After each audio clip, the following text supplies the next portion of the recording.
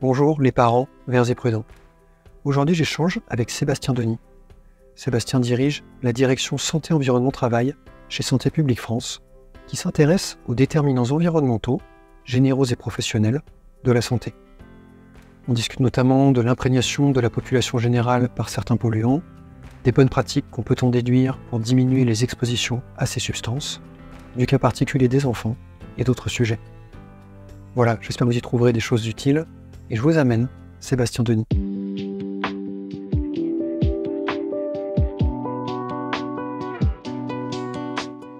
Aujourd'hui, je suis avec Sébastien Denis. Sébastien, merci de te joindre à moi. Merci Guillaume et bonjour à tout le monde. J'ai souhaité échanger avec toi à propos des activités de Santé publique France sur la santé environnementale des enfants, notamment sur la période des 1000 premiers jours, un thème qui présente de forts enjeux. Alors avant qu'on débute, est-ce que tu souhaiterais indiquer des liens d'intérêt au regard de la thématique santé environnementale, des liens que tu penses importants que les personnes qui nous regardent aient en tête en nous écoutant échanger? Aucun lien d'intérêt financier ou intellectuel par rapport à d'éventuelles sources autres que les sources publiques. Très bien. Alors pour commencer, si tu veux bien, je te propose de présenter tes thèmes de travail chez Santé publique France, en lien avec la santé environnementale des enfants et les enjeux associés. Alors, Santé publique France, c'est l'Agence nationale de santé publique, qui est une agence relativement récente, puisqu'elle a été créée en 2016 et qui a pour mission générale d'améliorer la santé de la population française, donc de toute la population française, qu'il s'agisse de la population générale, hexagonale, outre-mer, mais aussi des populations les plus fragiles et les plus vulnérables, dont les enfants font partie. Et spécifiquement dans l'agence, je dirige donc la direction Santé Environnement Travail, qui vise et qui s'intéresse aux déterminants environnementaux, généraux et professionnels de la santé. Et qui donc met en place des études, des dispositifs de surveillance pour bien comprendre ou mieux comprendre le lien entre ces déterminants environnementaux, donc l'exposition à un certain nombre de nuisances comme les substances chimiques, la température, la pollution atmosphérique, mais aussi l'environnement professionnel, donc là on n'est pas que sur les enfants, et donc lien entre ces déterminants et la santé. Et évidemment, dans ces travaux, on s'intéresse aussi aux enfants, puisque les enfants sont des populations plus fragiles ou plus vulnérables que les adultes. Donc forcément, pour nous, c'est également très intéressant et très important de s'intéresser aux enfants, puisque les observations qu'on va pouvoir mener et la meilleure compréhension des liens entre la qualité de notre environnement et la santé de l'enfant va permettre d'établir des recommandations en tant que mesures de prévention ou des recommandations au pouvoir public pour pouvoir protéger, améliorer la santé des enfants, en cohérence avec nos missions. Et puis il y a des points intéressants à faire, parce que parfois il y a des expositions professionnelles, typiquement pour la femme enceinte, qui vont avoir des conséquences sur l'enfant à venir. Je suppose que de jumeler ces thèmes, ça doit donner des points très intéressants, quoi. Absolument, et on est vraiment là dans le principe de l'exposome, tel que ça a été défini par Christopher Wilde et puis inscrit dans la loi de santé publique, qui est un principe théorique tout à fait pertinent et intéressant, puisqu'on sait effectivement qu'un effet de santé va être la résultante d'une composante complexe de plusieurs sources d'exposition. Le cas que tu cites sur les femmes enceintes est tout à fait marquant. Après, c'est vrai qu'il y a un certain nombre de défis encore de recherche et de méthodologie pour bien comprendre et bien caractériser cet exposome, mais néanmoins, il est vrai que nos travaux de surveillance visent à alimenter cette connaissance sur l'exposome, et en particulier sur les frontières environnement général et environnement professionnel. Tu citais l'exemple sur les substances chimiques et les femmes enceintes, et c'est vrai que c'était aussi l'origine et une des raisons de la création de la direction Santé Environnement Travail, de combiner finalement les différents aspects qui ont trait à l'environnement général et à l'environnement professionnel, puisque évidemment tout est imbriqué. Ouais, j'avais souvenir dans une autre vie, j'étais animateur prévention sécurité dans un centre régional de distribution d'eau potable, et il y avait des changements de branchement plomb, et ils devaient mettre en place tout un système pour que les personnes ne ramènent pas leurs vêtements de travail contaminés au plomb, parce qu'ils les mettaient dans la même machine que les vêtements des enfants. Voilà, ça générait des contaminations sous gaz. Absolument, et sur des sites industriels connus, historiques, sur lesquels on a eu on a eu à proximité du saturnisme, et donc on a des situations qui sont très connues, dans les Hauts-de-France par exemple. Je ne vais pas citer le nom des sites, mais évidemment on sait très bien que ces sources de contamination amenées par les travailleurs des usines au lieu des habitations sont des sources majeures d'exposition des enfants.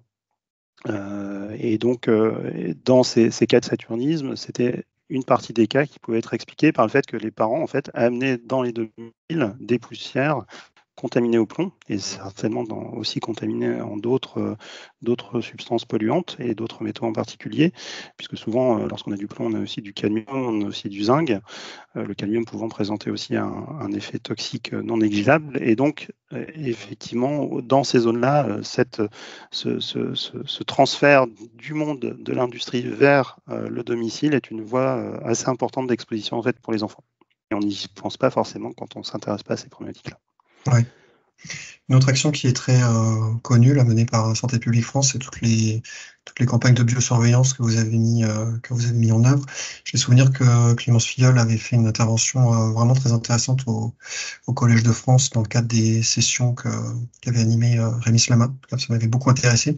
Et elle expliquait bien qu'il y avait ce côté il y avait plusieurs objectifs. Il y avait évidemment le côté de décrire les expositions, mais il y avait, comme tu le disais tout à l'heure, il y avait ce côté, on va poser des questions aux gens sur leur comportement dans l'objectif d'en déduire des recommandations. Et il y avait plein de choses intéressantes, je pense, pour les parents qui nous écoutent dessus. Si tu veux bien développer, je serai preneur. Ouais, alors le programme de biosurveillance, effectivement, et ça fait lien aussi avec la discussion qu'on vient d'avoir sur le plomb, c'est un programme donc, qui a été développé à partir des années 2010, qui est supporté par la loi Grenelle, donc qui est un programme inscrit dans la loi. Donc ça, c'est un point fort quand même, et une caractéristique française, c'est qu'on a dans la loi un programme de biosurveillance qui est inscrit et qui vise à caractériser l'exposition de la population française, donc adultes, enfants, à la famille, enfin à plusieurs familles de contaminants chimiques. Donc on inclut dans ce programme une centaine de contaminants chimiques. Et aujourd'hui, donc ce programme s'est décliné essentiellement en 3 volets ou en trois études. Une première étude pilote qui a été faite à la fin des années, entre les années 2000 et 2010, qui s'appelait ENNS, qui vraiment consistait en une première tentative en fait d'avoir une étude de biosurveillance à l'échelle française, donc qui s'est intéressée uniquement à la population d'adultes. Donc qui nous intéresse moins aujourd'hui, mais qui quand même a donné des renseignements assez importants en termes d'exposition de la population française adulte à des métaux, à un certain nombre de pesticides qui n'étaient plus autorisés, notamment des organochlorés et des organophosphorés. Et il y a une seconde enquête, un second volet de ce programme de biosurveillance autour des enquêtes Esteban et du volet périnatal qui a été dans la cohorte ELF, et qui là donc s'est plutôt déroulé aux alentours des années entre 2014 et 2016. Alors l'inclusion dans ELF c'était 2011, mais qui consistait vraiment à caractériser, pour ce qui est de la partie nichée dans ELF, l'imprégnation des femmes enceintes le jour de l'accouchement. Donc là, on a caractérisé une population de femmes enceintes lorsqu'elles arrivaient à la maternité pour accoucher en termes d'imprégnation, là, une centaine de substances chimiques, donc des métaux et des polluants organiques. Et pour Esteban, inclusion 2014-2016, là, on s'est intéressé à l'imprégnation des adultes et des enfants à partir de 6 ans à ces mêmes substances. Donc avec le volet périnatal et avec le volet enfant d'Esteban, c'était pour la première fois au niveau de la population française qu'on avait des données représentatives de la population française, soit s'agissant d'une préoccupation périnatale, puisque lorsqu'on va caractériser les imprégnations des femmes enceintes au moment de l'accouchement, en fait, on va aussi caractériser quelque part l'imprégnation de l'enfant à naître, puisqu'il y a vraiment une proximité entre la maman et le bébé dans ce cas-là, et on est vraiment à proximité de l'accouchement. Et pour ce qui est des enfants qui ont été inclus dans l'étude Esteban à partir de 6 ans, c'était pour la première fois en France une étude qui permettait de caractériser l'imprégnation des enfants à ces familles de substances chimiques, puisqu'on est vraiment exposé à un nombre très important de substances chimiques et que le programme de biosurveillance ne porte bien sûr que sur une partie infime, j'allais dire, de toutes les substances auxquelles on est exposé. Mais néanmoins, c'était quand même les premières données robustes à l'échelle de la population française et qui venaient compléter aussi des données que certaines équipes de recherche avaient bien sûr déjà acquises par le biais de programmes de recherche, mais sur des populations plus restreintes. Alors, les enseignements peut-être de ces programmes, et je n'irai pas très loin et je ne serai pas trop technique, c'est d'une part ce qu'on constate sur les populations d'enfants, c'est que les enfants en général sont plus exposés que les adultes, notamment à un certain nombre de substances chimiques comme les métaux, en tout cas des substances qui sont persistantes dans l'environnement, parce qu'ils ont proportionnellement une exposition, et du fait de leur poids plus faible que les adultes, ils ont une exposition plus importante par définition. Donc ça, c'est une explication. Donc ça, c'est une explication qui s'appuie sur la physiologie, en fait. Mais il y a aussi des explications de comportement. Donc ces enfants ont des comportements, ce qu'on appelle des comportements main-bouche, c'est-à-dire que, en gros, ils portent leurs mains à la bouche plus fréquemment que les adultes.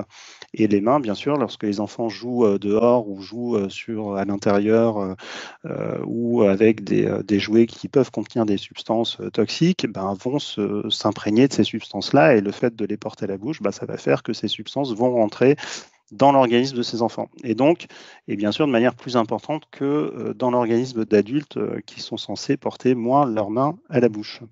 Et donc, ce qui explique en partie que chez les enfants, on observe des imprégnations ou des expositions internes plus importantes que chez les adultes. Ce qu'on a constaté chez les femmes enceintes, c'est que pour la majorité des substances qu'on avait caractérisées, la majorité, voire la totalité des femmes enceintes étaient imprégnées à ces substances. Ça veut dire que, donc ça c'était le volet périnatal, niché dans la cohorte ELF, ce qui veut dire que au cours de la grossesse, en fait, les fœtus sont exposés à des substances chimiques et sont déjà dans un, j'allais dire, alors je ne veux pas être trop anxiogène, donc je ne dirais pas un bain, mais en tout cas sont exposés de manière sensible à des substances chimiques et qu'il y a donc une vraie attention à accorder lors de la grossesse pour éviter des expositions périnatales, puisque évidemment, lorsque ça c'est appuyé par la littérature scientifique et pas tant par les travaux de Santé publique France, mais lorsque l'enfant est exposé intra-utéro ou dans des périodes de manière très rapprochée de l'accouchement, il sera en capacité,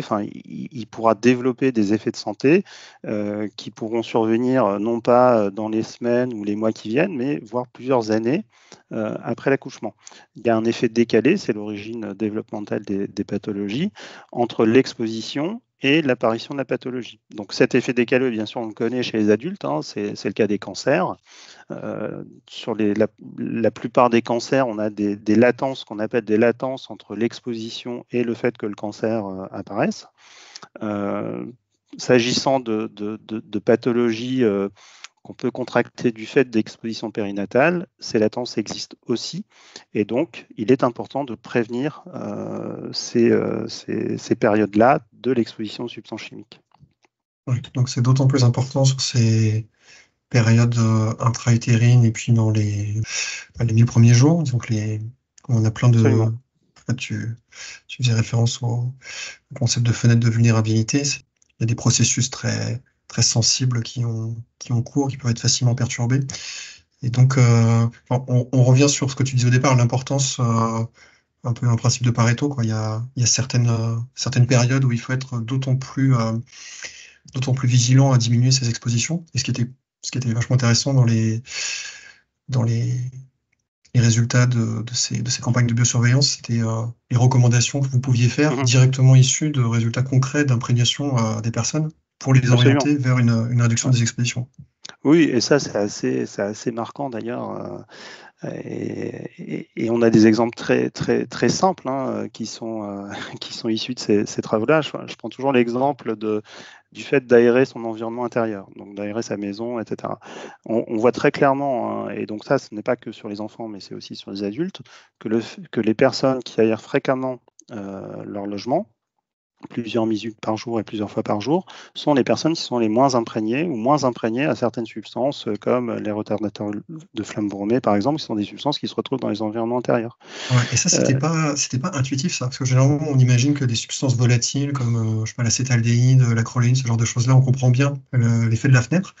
Mais le fait que des substances qui sont moins volatiles, qu'on retrouve typiquement dans les poussières, Ouais. je trouve que c'est des résultats moins intuitifs, peut-être pas contre-intuitifs, mais moins intuitifs et vachement importants à rappeler. Les retardateurs de flamme, c'est des choses qu'on a exactement. typiquement dans les poussières, quoi. Et Absolument. aérer, ça doit aussi Aérer, ça réduire doit ces remobiliser expositions-là. effectivement ça. Donc, encore une fois, sur le plan mécanistique, hein, ces études-là ne donnent pas toutes les réponses en termes mécanistiques, notamment qu'est-ce qui part parce qu'on aère, etc. Mais en tout cas, ça donne des observations concrètes sur les niveaux d'imprégnation. Et de même que sur ce qu'on disait tout à l'heure, c'est-à-dire, donc ça, c'est une mesure d'hygiène assez simple finalement et qui en plus va impacter d'autres déterminants de santé, hein. On a aussi recommandé pendant le Covid de bien aérer ces logements. Le nettoyage des mains, voilà, c'est une autre mesure de santé publique qui fait partie des mesures d'hygiène qu'on recommande, et là aussi plutôt pour prévenir la transmission de pathogènes infectieux. Mais si on se réfère à la discussion qu'on a eue sur le contact main-bouche, l'hygiène des mains va aussi permettre certainement de diminuer les probabilités d'exposition des enfants à un certain nombre de contaminants chimiques. Donc on ne résout pas tout, mais avec des mesures assez simples finalement, l'aération, le lavage des mains, on va faire en sorte de diminuer finalement la probabilité d'exposition des enfants, et donc ce sont des vrais gestes de santé publique à rappeler et qu'il faut se réapproprier en fait. C'est pas des mots vains. Oui, puis ça appuie aussi les recommandations qui sont basées, là, pour le coup, un peu sur des mécanismes qu'on attend, comme la migration de certaines substances, des emballages ou dans des conserves. Enfin, là, on voit concrètement que, il y a une association entre ces comportements alimentaires et puis l'imprégnation, donc c'est d'être bisphénol de mémoire. Je dis ça de mémoire, je suis sous ton contrôle. Absolument. J'ai vu qu'il y avait aussi, les résultats obtenus mettaient en avant une association entre l'imprégnation au cadmium et puis les céréales du petit déjeuner. Enfin, c'est un truc vraiment d'actualité. J'ai souvenir que la CEF en parle, ce genre de choses-là.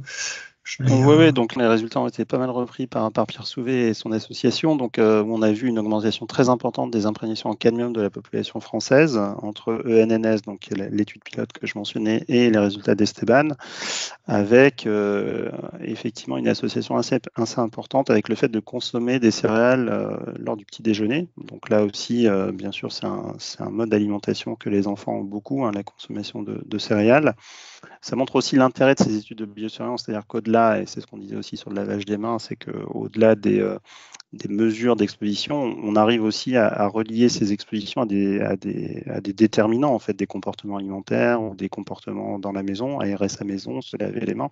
Et donc, ça permet de creuser un peu ces pistes-là, parce qu'aujourd'hui, on n'a pas encore toute la réponse du pourquoi de cette augmentation. Donc, il y a forcément quelque part dans notre environnement un signal peut-être qui peut expliquer ces augmentations d'imprégnation. Il y a certainement aussi des biais métrologiques, hein, parce que les méthodes qui ont été utilisées à la fin des années 2010 n'étaient pas forcément les mêmes méthodes que celles utilisées entre 2000 et 2010. Donc il y a nécessairement un biais métrologique, et en tout cas peut-être pas nécessairement potentiel, mais il y a aussi certainement une explication. Une des explications, c'est parce que ces augmentations en fait en cadmium qu'on observe là dans la population et en termes d'exposition de la population, on les a observées aussi, l'ANSES les a aussi observées dans l'alimentation française, entre les études d'alimentation totale première vague et l'étude d'alimentation totale deuxième vague. Donc là, on voit que sur différents dispositifs de surveillance, en fait, on observe des augmentations assez sensibles pour un élément qui est cancérigène, qui est le cadmium, et qui donc sont assez préoccupants en fait d'un point de vue de la santé publique. Donc nous, notre rôle là-dedans, c'est une fois qu'on a ces données-là, on alerte les pouvoirs publics en disant voilà ce qu'on observe, ces observations sont cohérentes, et d'ailleurs on a rédigé une note en commun avec l'ANSES sur ce sujet-là. Ces observations qu'on a en population française sont cohérentes avec d'autres observations sur l'alimentation.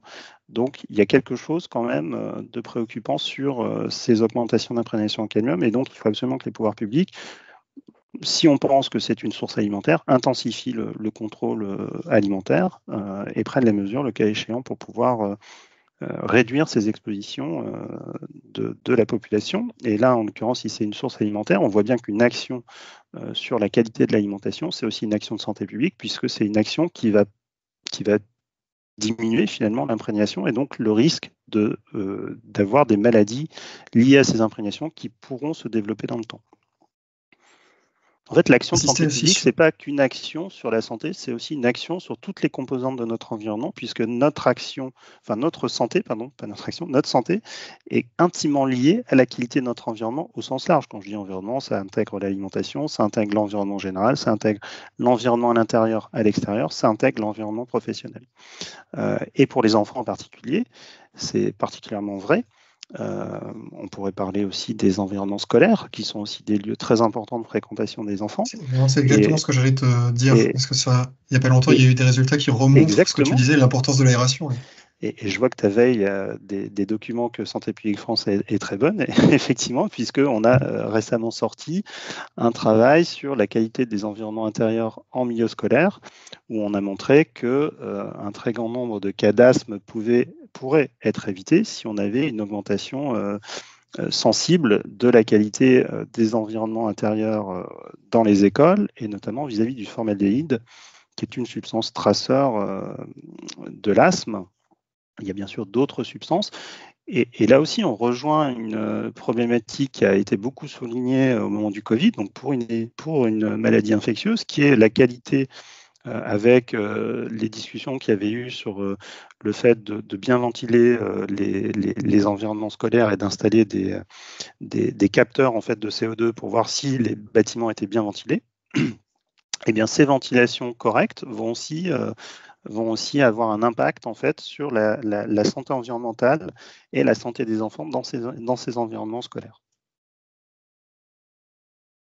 Okay, je me demandais là, si on considère l'ensemble des bonnes pratiques utiles qu'on vient de brosser ensemble, ça m'intéressait d'avoir ton retour aussi en termes de conseils d'application sur la base de ce que tu vois autour de toi ou dans ta famille. Est-ce que tu as des conseils pour aider la mise en application ou à l'inverse, en miroir, des écueils à éviter que tu souhaiterais souligner auprès des parents qui nous écoutent?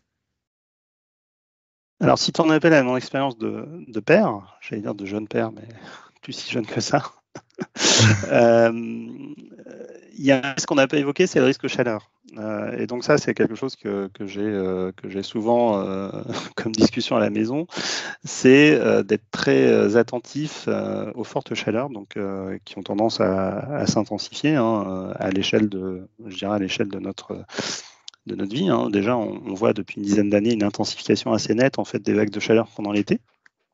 Et c'est vrai que là, les jeunes, ils aiment bien courir l'été et quand il fait chaud. Donc, par contre, quand on a, comme à Santé publique France, une veille sur ces épisodes, et en particulier, on surveille l'impact en fait des vagues de chaleur sur la santé en s'appuyant sur notre dispositif qui consolide et qui remonte les recours au service d'urgence hospitalière et au service de SOS médecins, on voit que les impacts de la chaleur, certes, ça touche les personnes les plus âgées et les plus vulnérables, en particulier les personnes des plus de 75 ans, mais il y a aussi des jeunes. Il y a aussi des jeunes qui peuvent avoir des malaises, qui peuvent, lors d'un exercice physique, et en plus, là, on est en année de JO, donc c'est important de le rappeler aussi, mais qui, dans le cadre d'une activité sportive, peuvent se sentir mal parce qu'il fait trop chaud et donc leur organisme, en fait, n'arrive pas à tempérer la température, c'est le cas de le dire, et donc ils ont une déshydratation, ils ont un malaise, des maux de tête, etc. Et ça arrive chez les plus jeunes. Et donc ça, c'est important à rappeler que des risques en fait en lien avec l'environnement, ça atteint aussi les jeunes. Donc évidemment, tout ce qu'on a cité sur le fait d'être imprégné à des substances chimiques, etc., ça ne se voit pas très bien. Et le fait de savoir si on a les mains qui sont couvertes de poussière, parfois on peut avoir du mal à le voir. Par contre, ressentir la chaleur, ça, on arrive tous à ressentir la chaleur. On a tous été gênés, je pense, aujourd'hui en France par des épisodes de chaleur très intenses. Mais il y a encore une problématique de perception en fait, du risque. C'est-à-dire de faire comprendre, et en particulier à nos enfants, que c'est pas anodin. En fait, certes, c'est normal, il fait chaud, c'est l'été, mais il fait peut-être un peu plus chaud que ce à quoi notre organisme est habitué, ou est encore habitué à notre époque, et donc il faut être vigilant, et il faut éviter d'aller courir entre midi et 2. Il faut attendre 20h, 21h, voire il faut reporter son envie d'aller faire du sport. Et ça, donc, bon, évidemment, si on a un sportif de haut niveau, on ne sera pas adapté de la même façon, etc. Mais ça, comme tu me posais ma question, comme tu me posais la question de mon expérience personnelle, j'ai trouvé que c'était assez intéressant de faire cette analogie-là entre ce que je vivais dans ma vie personnelle et ce que je voyais en fait en termes épidémiologiques. Évidemment, on ne le voit pas à l'échelle individuelle, et heureusement, il n'y a pas eu de problème avec mon fils. Mais et la problématique de faire comprendre en fait et d'accroître la perception du risque sur quelque chose qui peut sembler anodin. Je rappelle que la chaleur, en fait, c'est un facteur de risque sans seuil. Et que pour le seul été 2023, on a estimé, donc entre le 1er juin et le 15 septembre 2023, on a estimé que la chaleur était responsable de 5000 décès. Alors là, je ne parle pas que d'enfants. Et évidemment, dans ces décès, il y a des adultes, et certainement des adultes très, très âgés et vulnérables. Mais ce n'est pas anodin. Et ce décalage entre ce qu'on voit d'un point de vue épidémiologique, qui est plutôt une donnée à l'échelle populationnelle, et des conseils qu'on peut donner aux individus, je trouve, déjà, ça, en tant que praticien de la santé publique, ça reflète une difficulté personnelle de faire comprendre aux enfants que ce qu'on fait au travail, en fait, ça a un sens. Et ça traduit aussi, je pense, la difficulté qu'on peut avoir en termes de faire passer des messages en fait à la population, donc là plus dans le rôle de préventeur qu'on a, c'est-à-dire de faire en sorte que la population perçoive le risque d'abord, c'est la première étape, parce que plus on perçoit un risque ou plus on perçoit une problématique, mieux on peut se l'approprier pour la gérer ensuite, et entendre en fait les messages qu'on délivre. Ce qui peut être compliqué dans un environnement en fait où tu as beaucoup de risques et tu as beaucoup de messages aussi qui sont délivrés. Toujours à titre personnel, là, quand tu essaies de sensibiliser autour de toi, enfant ou autre, il y a un livre que tu aimes bien offrir ou un film que tu conseilles? Alors, c'est vrai que sur les sujets, j'ai pas beaucoup offert de livres. Par contre, alors c'est sur un tout autre sujet, mais ça rejoint la problématique des substances chimiques. Il y a un film que j'aime bien et qui illustre un combat, qui a des répercussions aujourd'hui en France. C'est sur les perfluorés, c'est le film Dark Waters, qui raconte le parcours de l'avocat Elliott aux États-Unis qui a fait monter en fait la problématique des perfluorés. Et hier, on a une loi à l'Assemblée qui a été votée sur les perfluorés de manière à limiter autant que faire se peut l'exposition de la population de perfluorés, et qui illustre bien le fait que déjà la santé publique, c'est pas qu'une affaire de médecins. Alors, moi-même, je ne suis pas médecin, et évidemment, les médecins sont indispensables, mais la santé publique, c'est aussi une histoire de collaboration interdisciplinaire. C'est ce qui m'a moi intéressé dans ce sujet-là, parmi beaucoup d'autres angles en fait de la santé publique, puisque là, c'est un avocat qui fait monter, bien sûr, dans l'intérêt des plaignants et des victimes, une problématique de santé publique qui aujourd'hui a un écho mondial. Et c'est que deuxième enseignement, et qui illustre bien aussi un peu ce qu'on vit au quotidien, c'est que la santé publique et la santé environnementale, c'est un sport de combat. C'est-à-dire qu'il faut pouvoir arriver à persuader que ce que l'on voit est qu'une pollution qui apparaît en fait dans notre environnement, même si elle ne se traduit pas par des effets très importants, en tout cas, elle peut se traduire par ce qu'on appelle des signaux faibles. Et ce ne sont pas des choses à occulter, parce qu'un signal faible qu'on répercute chez 10 millions de personnes, ça va se traduire par des impacts très importants d'un point de vue sanitaire, et derrière des fardeaux économiques, bien sûr, très importants. Le coût de l'inaction en matière de santé environnementale est un coût excessivement important. Voilà, donc ce film-là, en fait, il traduit ce qui est très intéressant en matière de santé publique, c'est-à-dire la nécessité de travailler à plusieurs pour faire monter les sujets, pour arriver finalement à la fois identifier et qualifier. Alors, Santé publique France, bien sûr, on s'appuie sur les données scientifiques, et ça reste crucial, c'est-à-dire il faut vraiment des données scientifiques pour pouvoir faire monter les sujets, mais aussi il faut trouver des alliances pour pouvoir faire en sorte que les sujets à terme soient gérés et trouvent de vraies solutions d'application dans la société, parce qu'on va souvent percuter des intérêts économiques, évidemment. Et par ailleurs, j'ai eu la chance de pouvoir voir le témoignage de l'avocat lors d'un déplacement l'an dernier à Chicago. J'ai même pu échanger un peu avec lui, donc c'était vraiment aussi intéressant d'avoir cet échange direct en fait avec un des protagonistes du film. Donc vraiment, ça, je le conseille pour les personnes qui ne l'auraient pas vu. C'est vraiment tout à fait intéressant et en plus, en pleine actualité sur la loi qui a été votée du coup hier à l'Assemblée. Oui, il y a une autre composante de l'affaire que j'avais trouvée intéressante. De mémoire, je crois pas que c'est dans le film. En fait, la justice, quand ils avaient dû se prononcer sur les effets du PFOA, ça doit être ça à l'époque, le projet C8, ils avaient estimé qu'il n'y avait pas encore assez de données pour pouvoir prononcer leur jugement. Et plutôt que de dire, en fait, on peut pas statuer, on fait rien. En fait, ils avaient condamné l'entreprise à financer des études pour arriver à des conclusions, je sais pas comment dire, judiciairement interprétables. Et ça avait donné plusieurs dizaines de millions de dollars à l'époque. Je pense qu'à l'époque, c'était des études, la justice avait contribué à l'augmentation du savoir en santé environnementale avec une étude qui, à l'époque, était une des plus chères à court terme, en tout cas. C'était aussi une caractéristique intéressante, je trouve, de l'approche judiciaire. Ouais. Oui, et ce que tu dis là est intéressant. On a eu des échanges avec des juristes. D'ailleurs, j'avais participé à un colloque organisé par des avocats à Strasbourg il y a quelques années, maintenant, presque 2 ans. Justement sur ce sujet-là, c'est-à-dire en santé environnementale, parce que c'est vrai que la justice s'appuie beaucoup sur la causalité. Et la causalité en santé environnementale, elle est assez rare, c'est difficile à établir en fait, et notamment sur la question des substances chimiques. Et les discussions étaient vraiment intéressantes, c'était de voir comment ils pouvaient passer d'un principe de causalité à un principe plutôt de présomption de preuve ou de faisceau de preuve.